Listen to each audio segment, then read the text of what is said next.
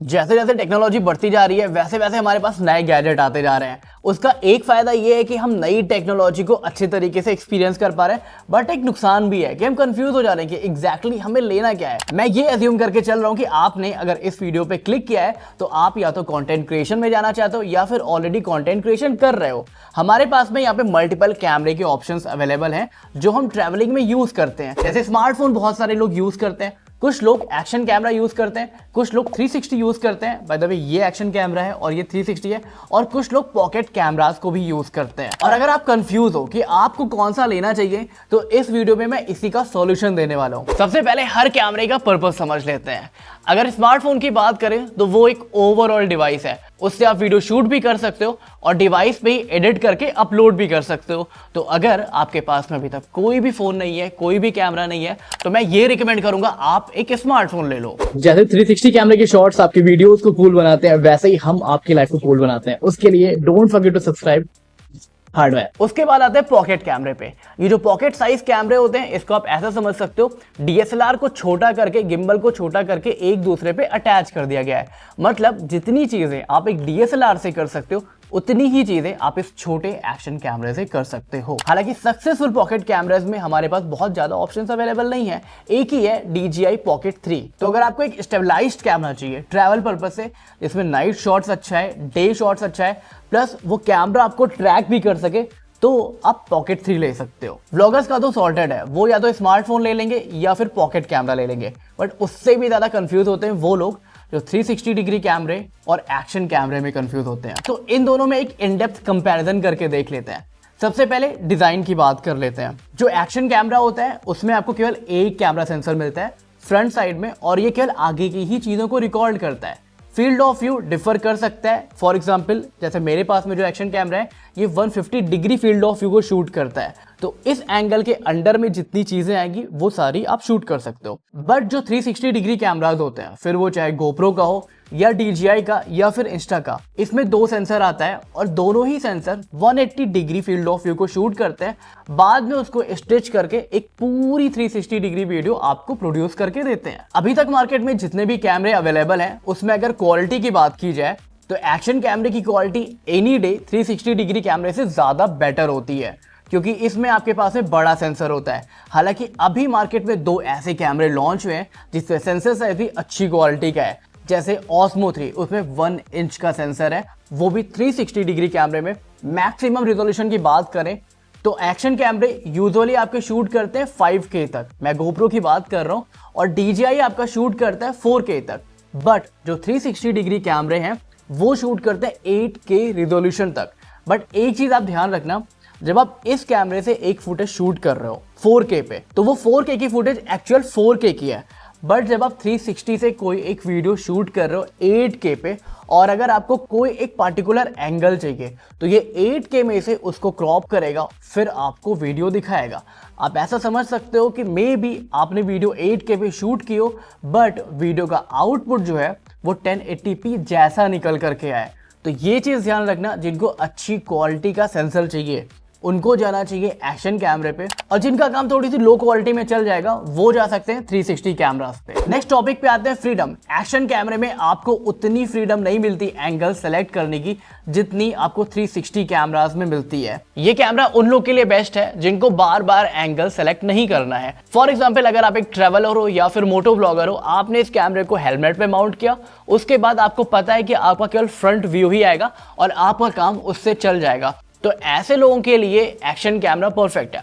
But जहां पे आप मल्टीपल एंगल्स दिखाना चाहते हो और एक पर्टिकुलर टाइम पे आप श्योर नहीं हो कि किस एंगल से क्या अच्छा हो सकता है, उनके लिए 360 डिग्री कैमरा बेस्ट है। तो अगर आप किसी ऐसे सिचुएशन में हो जहां पे आपको पता है कि एग्जैक्टली क्या दिखाना है, तो आप एक्शन कैमरा सेलेक्ट कर लो। और अगर आप किसी ऐसी सिचुएशन में हो जहां पे आप श्योर नहीं हो कि आपको क्या दिखाना है और क्या होने वाला है, फॉर एग्जाम्पल आप ट्रैकिंग पे जा रहे हो, फॉर एग्जाम्पल आप स्टंट्स कर रहे हो, तो वहां पे 360 कैमरा बेस्ट होता है। वैसे कॉम्बिनेशन अच्छा दोनों का होता है, इससे आप अपना शॉट ले सकते हो और इससे आप बाइक का और पूरे एनवायरनमेंट का शॉट ले सकते हो। बट अगर आप एक न्यूबी हो तो एक चीज मैं रिकमेंड करूंगा, आप ये सेलेक्ट कर सकते हो। कैमरा लेने के बाद में एक और प्रॉब्लम आती है, उसको माउंट कैसे करना है। अगर आपको एक इजी टू माउंट करने वाला कैमरा चाहिए आप एक्शन कैमरा ले लो, इट्स इजी टू माउंट, एक क्लिप पे आप इसको माउंट कर सकते हो। बट अगर आप 360 कैमरा ले रहे हो कोई सा भी, तो इसमें दो क्लिप्स आपको लेनी पड़ती है। एक आती है स्ट्रेट क्लिप और एक आती है एल शेप की क्लिप। अगर आपको कैमरा ऐसे माउंट करना है, आप डायरेक्टली इसको ऐसे माउंट नहीं कर सकते, यहाँ पे एल क्लिप पे आप इसको माउंट करते हो।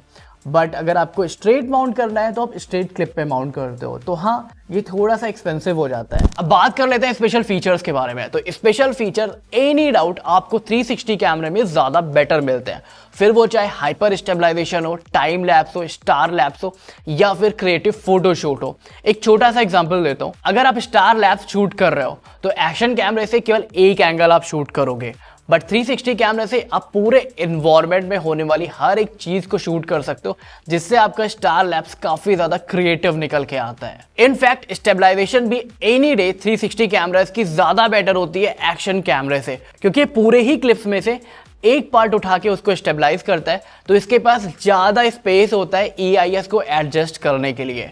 और at the end of the day आपकी जो स्टेबलाइजेशन होती है वो 360 कैमरे में ज्यादा रॉकिंग आती है। और वहीं पे एकदम अपोजिट एक्शन कैमरे में मैंने नाइट शॉट्स में एक जिटर फेस किया है, फिर वो चाहे GoPro हो, DJI हो, या फिर इंस्टा का Ace Pro 2 हो। उसका रीजन ये है कि एक्शन कैमरे के पास में एक लिमिटेड फील्ड ऑफ व्यू है, उसी में से डेटा क्रॉप करके इसको स्टेबलाइज करना होता है।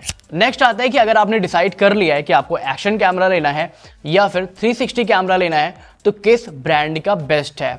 मैं बोलूंगा अगर आपको एक्शन कैमरा लेना है तो आप GoPro हटा दो, क्योंकि GoPro ने कोई भी इनोवेशन नहीं किया है और एज अ रिजल्ट उनके 10, 11, 12, 13 सारे ही GoPro वेस्ट हैं in front of DJI and Insta360।